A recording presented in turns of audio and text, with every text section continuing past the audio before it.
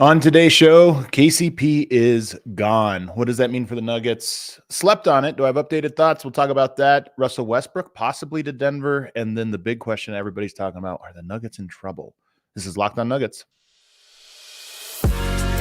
You are Locked On Nuggets, your daily Denver Nuggets podcast. Part of the Locked On Podcast Network, your team every day. What is up, everybody? Welcome to the Locked On Nuggets podcast, part of the Locked On Podcast Network. I'm your host, Adam Matas, flying solo today. Matt, returning from vacation. He'll be with you, I believe, tomorrow, so you'll get updated thoughts from him. Kind of nice to do them separate. You'll get me, you'll get Swipa, you'll get Matt, and every day there should be a little bit more information, so there'll be something different to talk about, but also different perspectives. I talked last night on my other show about, there hasn't been any news for Denver, at least, since last night. And segment 3, I'll talk about Hartenstein going to Oklahoma City. It's a move that I think is great for Oklahoma City. We'll talk about big picture, where are the Nuggets currently in the grand scheme of the title race. But I want to make the show different, obviously, than the ones I've done, even though there hasn't been any updated information. And some of this is you have to kind of digest, you kind of have to sit on it, even though this move, the KCP going somewhere else, does not surprise me. This is something that I've kind of been preparing, my audiences for, and telling them I thought that this was almost a lock to happen, and it worked out that way. But I want to give updated perspectives on all of these pieces. And the first part of this is the one that probably has the least movement for me. The idea of KCP. Actually, that's not necessarily true. There is some movement. So I don't like that the Nuggets don't have KCP next year. I think that they are almost certainly worse right now than they were 2 days ago. It's almost certainly going to be worse, in terms of what is their median or average outcome. What does that look like relative to last season? I think it is probably worse. KCP was a phenomenal player, and he was the best at a very specific type of defense that was important for the Nuggets and that they needed. I think that more important than losing KCP in terms of your starting lineup, the depth now for Denver is worse. If you look at it, Denver used to have 2 defensive backcourt players, KCP and Christian Brown, 2 offensive backcourt players in Reggie Jackson and Jamal Murray. And KCP, of all those guys, was the most two-way player. He had some offense, he provided offensive value, and he provided defense. You take him out of the equation. I'm not sure who you replace him with. Maybe it's a Russell Westbrook. Maybe it's a Julian Strawther. Maybe you're replacing both Reggie Jackson and KCP with Strawther and say a Russell Westbrook. We'll get to the Westbrook piece later. It's hard to look at that and say that there are 2 defensive players out of those 4, if that is the 4 players. And if you add Jalen Pickett into the mix, I think it's the same thing. Even though I think Jalen Pickett's actually a very good team defender and an underrated defender, he's not a KCP. He's not a Christian Brown, so he's would be below that. And I'm not even sure he's going to be in the rotation now with the latest rumors that perhaps Westbrook is coming. So you look at that and say Denver is very likely to only have 1 defensive backcourt specialist in Christian Brown. And we're going to talk about him in a second. I think he is a phenomenal defensive player, but I don't know that he is in every, perfect for every single matchup. And more importantly, it eliminates the opportunity to play 2 defensive backcourt players, and it eliminates your depth. So even if there's an injury or you rest a guy or whatever, you're going to be short something. So this loss to me, even though I've slept on it, again, I've been thinking about this for 3-4 weeks. So it's not like a thing I haven't, caught me off guard. I have to really digest my thoughts, but I don't like it. I think the Nuggets are going to have to overcome now a weakness that they did not have in the previous 2 seasons. The thing that I go back and forth on, and that I think I feel a little bit differently this morning than I did yesterday, is that the decision-making to get here, I understand. And that is that while the Nuggets are almost undoubtedly worse and going to be worse in this next season, at least in that one department, which is a very important one, pick and roll defense and backcourt defense, this was a move, in my opinion, that was solely motivated by this new collective bargaining agreement, this new second apron. And I know a lot of people, the impulse, they did this for Bruce Brown. And, depending on your level of, not everybody really cares to get into the weeds about, how the CBA works. Even myself, I only have a certain appetite for the details of it. But I do understand that the motivating factor for all teams, but in particular Denver, was with not wanting to go into the second apron was how inflexible it makes you in future moves. The fear is not, it's spending a lot of money. I think that, you hear that a lot. I honestly don't think it has to do with that. If you do, it's fine, but I just don't think the money is going to be big enough difference that it's like, oh, the Cronkies are trying to save money during Jokic's prime. I believe them and take them at their word, then they want to win, and they're spending a lot of money on this roster. They had one of the most expensive rosters last year as well. But the second apron would make it almost impossible to make trades. The salary matching is the big thing.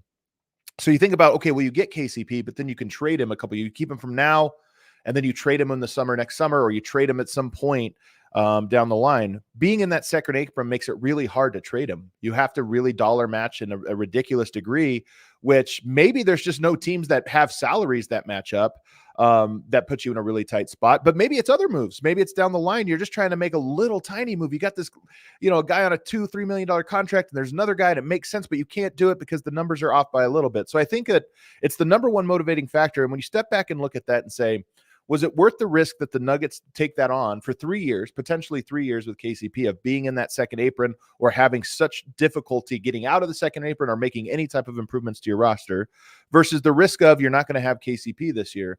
I think that risk is a lot closer than I think Nuggets fans will want to, admit.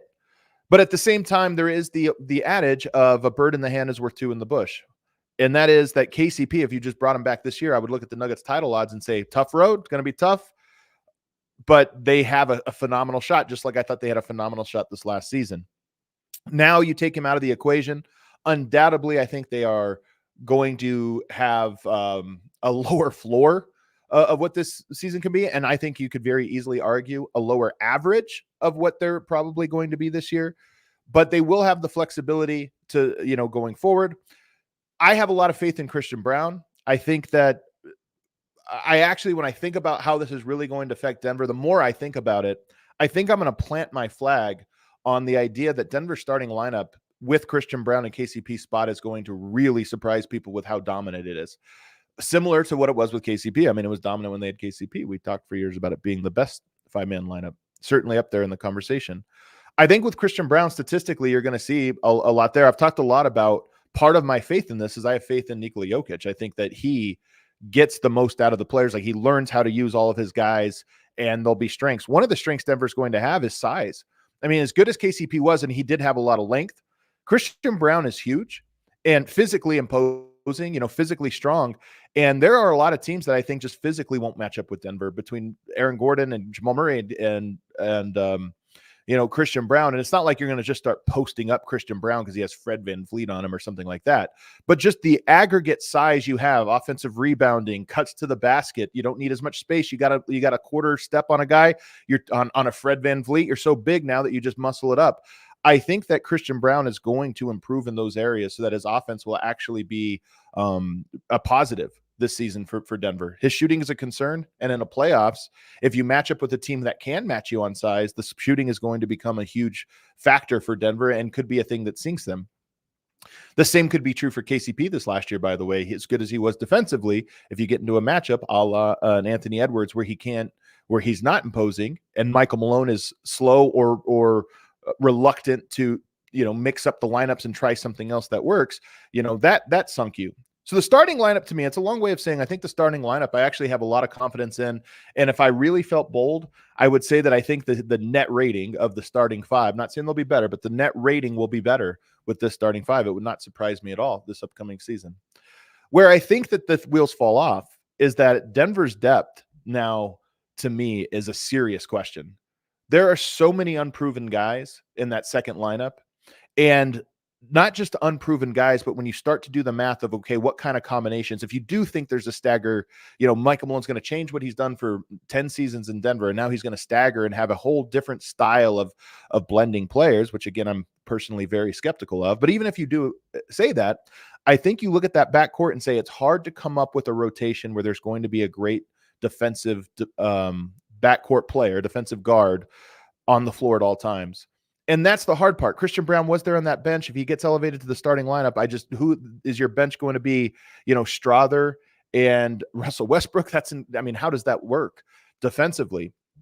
to me, Julian Strawther, this also puts an enormous amount of pressure on Julian Strawther, and Strawther didn't play that many minutes this year for us to really know.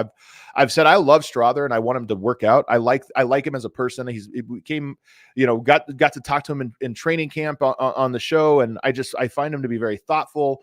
I think he's going to be a hard worker, smart. He's got all these things going for him, but he's very unproven. And to go from what he is right now and to say he needs to be a major piece, not only just because of his shooting, which is his number one skill, but he's also going to have to, over the course of the next 82 games, become solid enough defensively that you trust him to be in a playoff series. To me, just saying that before you get to the Russell Westbrook piece or any other piece of this, it's like that already becomes a pivot point for the Nuggets that I think it's more than fair to doubt. Like if you're asking somebody outside of Denver who's not really watching these guys and they say, okay, so what's the plan for the backcourt off the bench? And you say, oh, Julian Strawther, people will say a guy who hasn't played yet, a guy with 500 career minutes is going to be the guy that helps this team. That's a big question mark. I'm rooting for it to happen.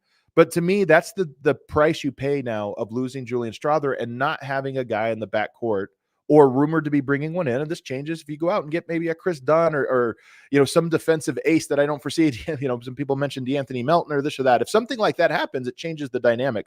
But as things currently sit, and with the rumor of Russell Westbrook, if your backcourt off the bench is Russell Westbrook and Julian Strawther, that does not scream to me a championship caliber backcourt off the bench. And that means that you likely get into another scenario next year that you got into this year where Michael Malone does not trust all of the players in his roster and even all of the players in his rotation, and you put extra pressure on the starters and you have the same chain effect. So to me, I think there's reason for Nuggets fans to be skeptical of losing KCP. I think it was a mistake. I don't think it's as much of a disaster as people think. I think people think the sky is falling, but to me, after sleeping on it, I understand the decision a little bit more. But at the same time, I still think that if you're a Nuggets fan, you look at this and say, I don't feel as good today as I did 2 days ago. Let's take a break. On the other side, let's talk about the Russell Westbrook piece of this. Denver's rumored to have interest. He's interested, had rumor in Denver, and so maybe a deal works out. I'll give you some updated thoughts on that one on the other side. This episode of Locked On Nuggets is brought to you by FanDuel. I love sports. I love them so much. I never want them to stop. But the playoffs wind down. We get fewer games, and the sports aren't sportsing like I want them to. But FanDuel lets me keep the sports going whenever I want. All I have to do is open the app and dream up bets anytime I'm in the mood. And this summer, FanDuel is hooking up all customers with a boost or a bonus daily. That's right. There's something for everyone every single day all summer long. So head over to FanDuel.com/lockedon and start making the most of your summer. FanDuel, the official sports betting partner of Major League Baseball. Visit FanDuel.com and check them out.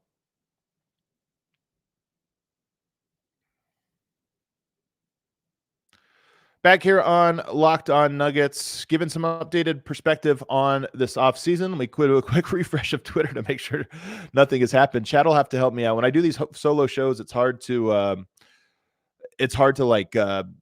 follow everything, push all the buttons and everything else. Looks like Utah Jazz got Drew Eubanks on a $10 million deal.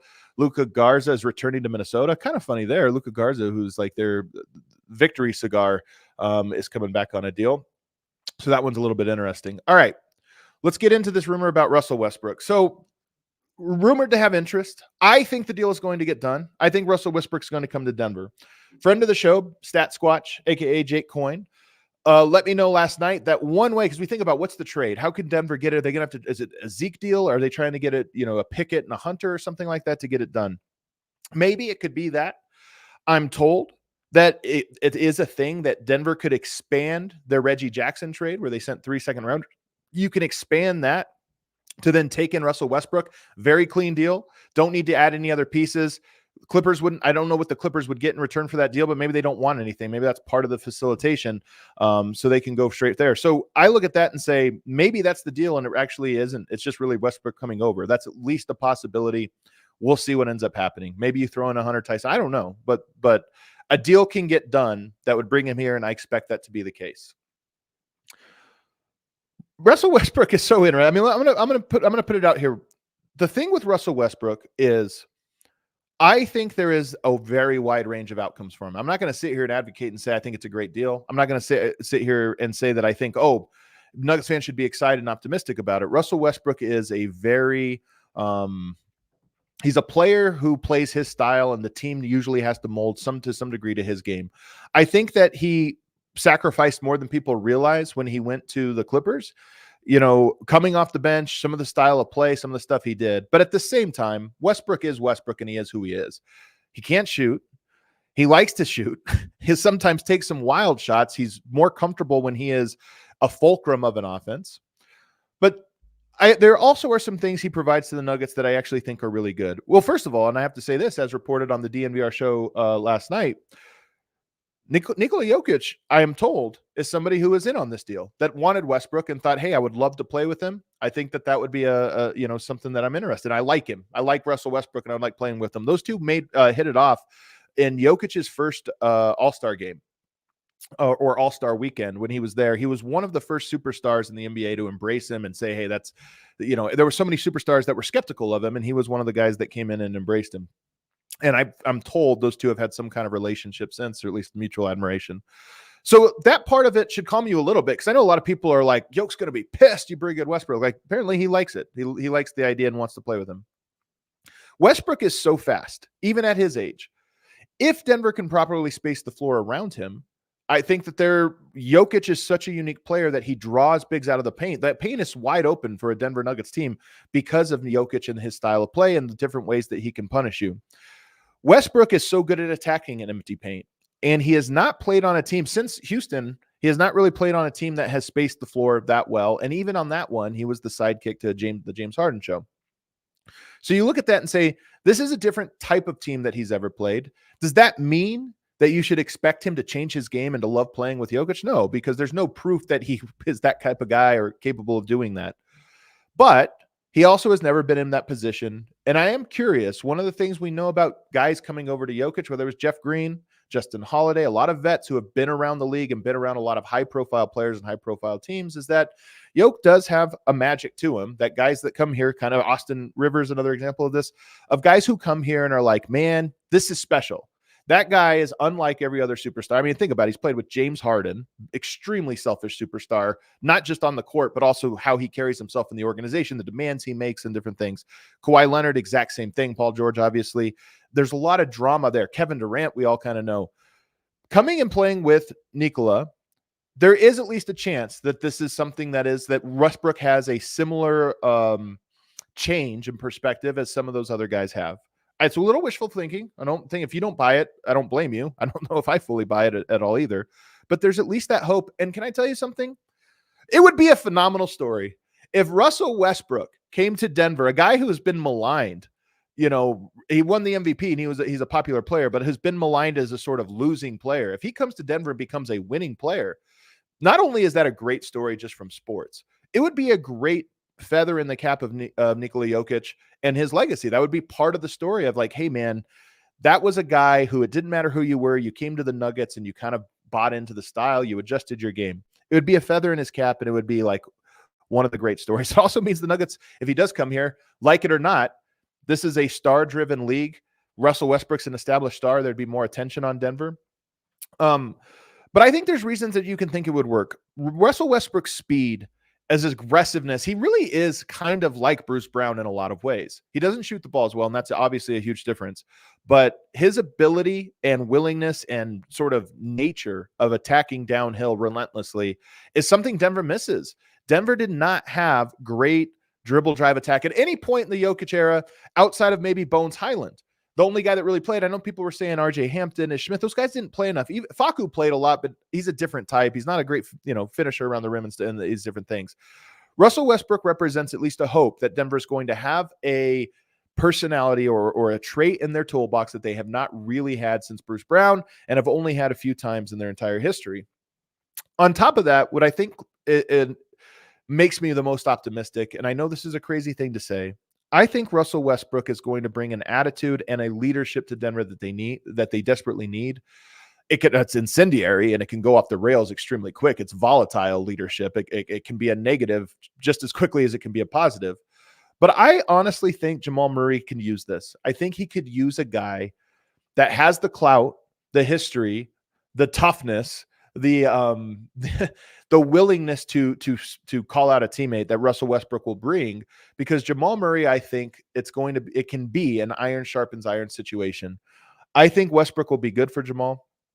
It might be explosive and terrible for Jamal, but I think it has a chance to be very good for Jamal in a way that elevates him and unlocks a new level of him. And to be honest with you, when we talk about all these margins matter so much, and that the Russell Westbrook on court margin might be a thing that's just not good enough to overcome losing KCP. It's entirely possible.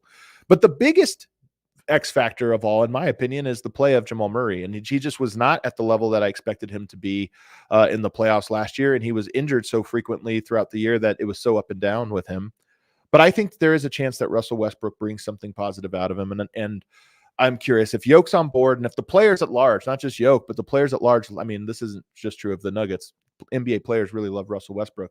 If they're on board with it, I'm at least intrigued to say, like, all right, this is a new look. This is a different type of team, and we'll see what happens. So if you're a Nuggets fan, I think part of the joy of the modern NBA, or following the modern NBA in this like internet-led driven world, is that you like to map things out, play fantasy GM, and you judge everything by how well it lines up with your opinion and your perspective. And then you kind of take an island, I'm on this guy's island, and when he's good, you feel great. And when he's bad, you feel terrible, and you start to look for reasons it didn't work out. We do that.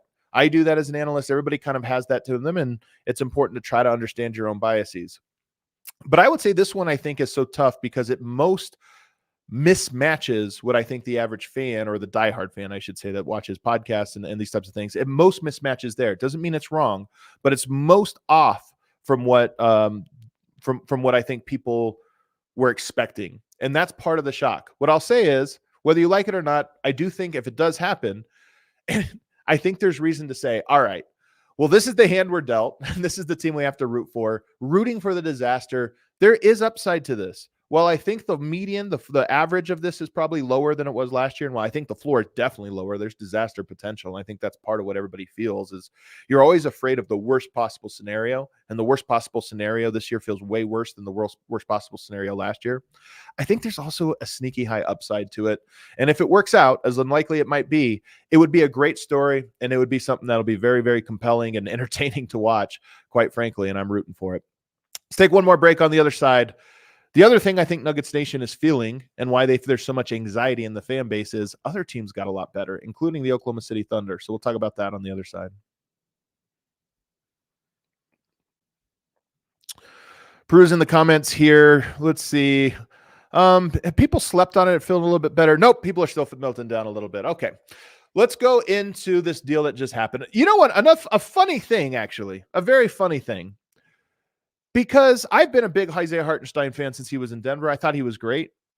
And Isaiah Hartenstein was not loved by the fan base at all. He was actually hated. People thought he sucked. He was the Zeke Naji of 4 years ago. Zeke Naji. People were like, that guy will never be anything. He just signed an $87 million, 3-year, $87 million deal in Oklahoma City. I believe there's a player option on the last year of that.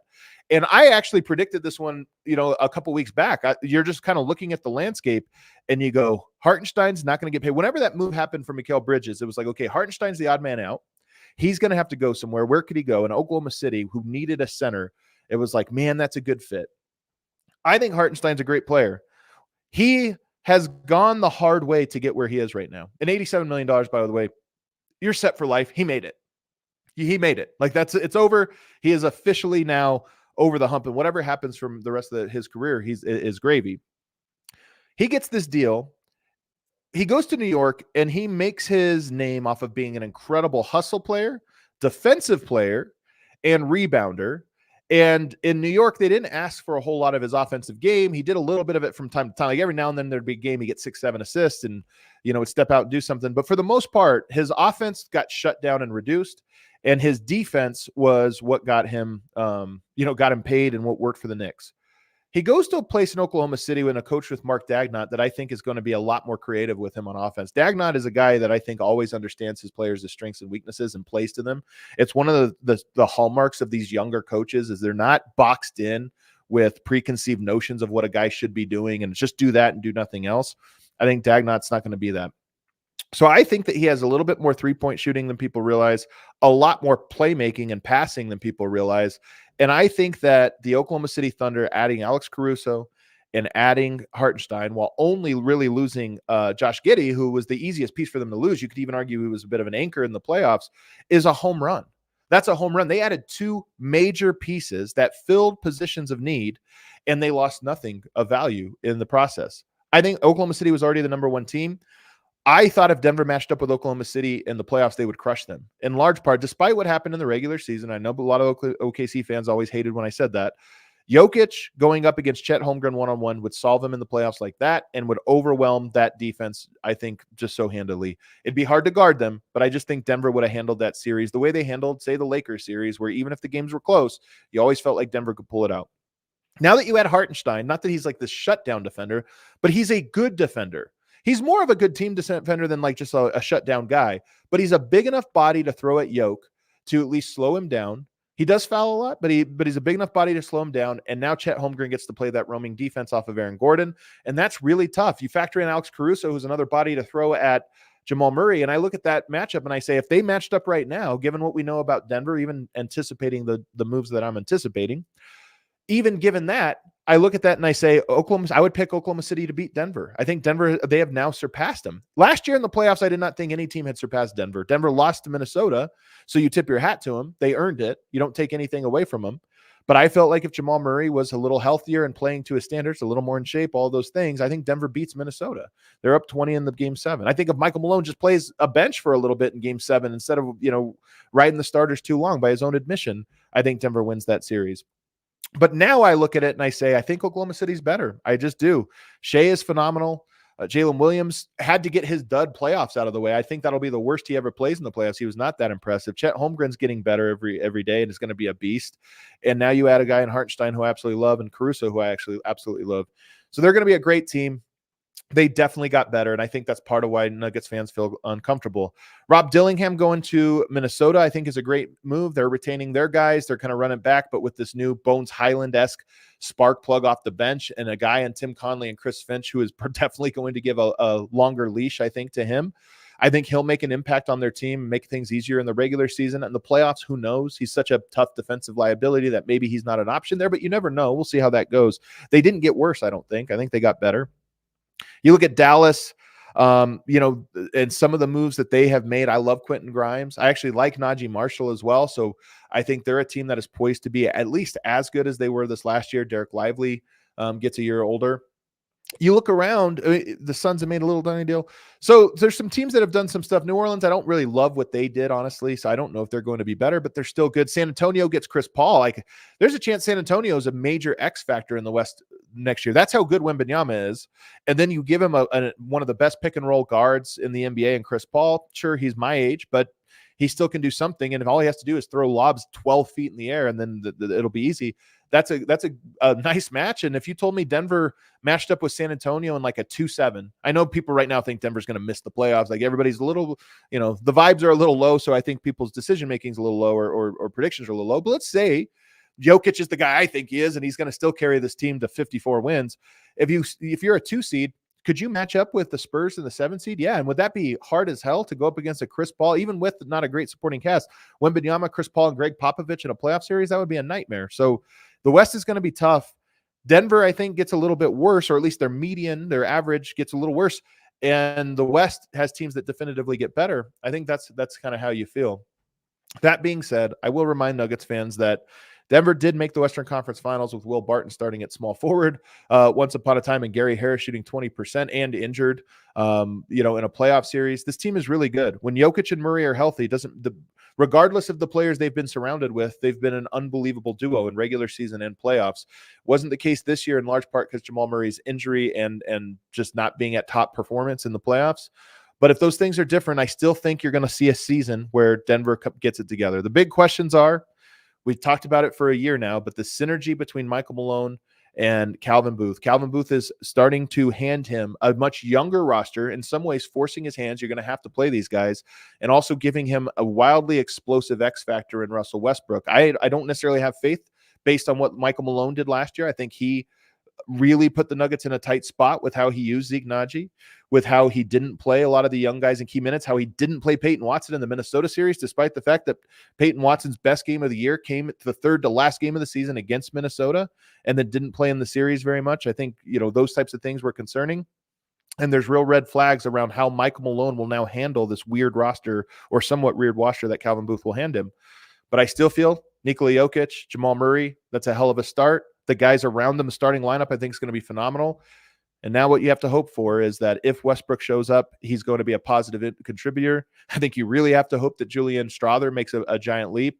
And then I think you have to hope that Peyton Watson is the guy that shows flashes in year 3 that more consistently of the good stuff that we saw in year 2. And I think we will. I think you get a more confident Peyton Watson this year and a guy that's poised to make a leap. Those are my updated perspectives on the Denver Nuggets and where we're at. I'm going to head into Ball Arena right now and go check Deron Holmes's introductory press conference. Very excited for that. By the way, up on the website, thednvr.com, you can check out my film study deep dive on Deron Holmes. I really enjoyed getting into the tape on him. Watched, almost every single shot he took in college.